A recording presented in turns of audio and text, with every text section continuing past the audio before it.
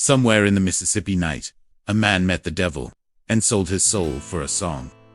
This is the story of Robert Johnson, a name that echoes through the history of music, wrapped in mystery and legend.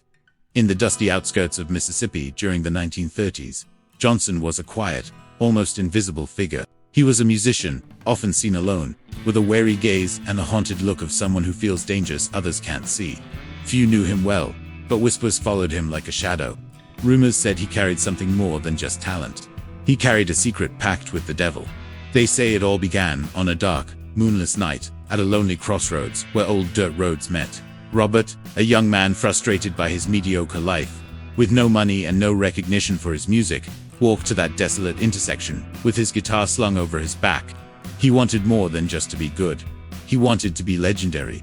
Robert Johnson, he yearned to command his instrument in a way that seemed supernatural, to play music that could stop time itself. And it was there, in the oppressive silence of the crossroads, that he allegedly met him.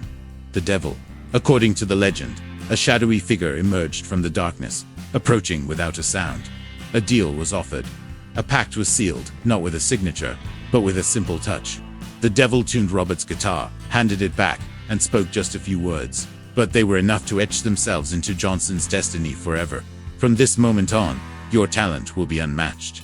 You will play music that will make hearts ache with its beauty and its pain. But when your time is up, your soul will belong to me.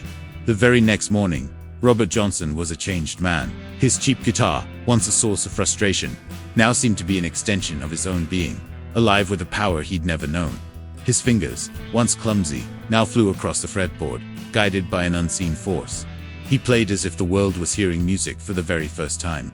And anyone who listened was left completely mesmerized, speechless. His skill was undeniable.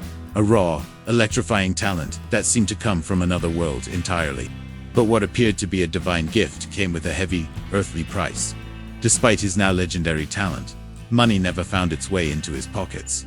He remained a poor, itinerant musician, wandering from town to town, playing in dimly lit juke joints and bars for spare change and a drink. He was always cautious, always looking over his shoulder, as if he could feel the devil himself chasing him, like a relentless hellhound on his trail, waiting to claim his due.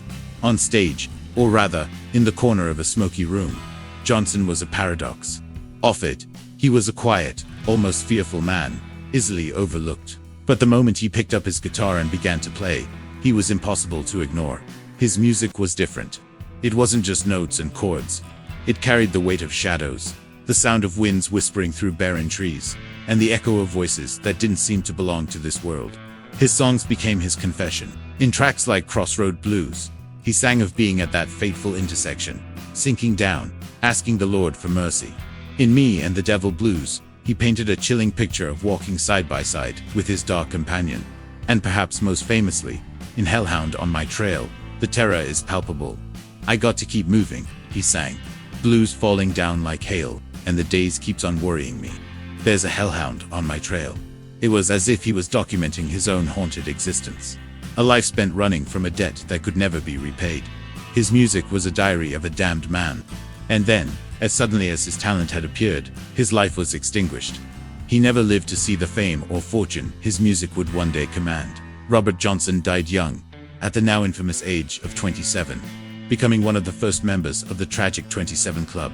The circumstances of his death are as shrouded in mystery as his life. Some say he was poisoned by a jealous husband.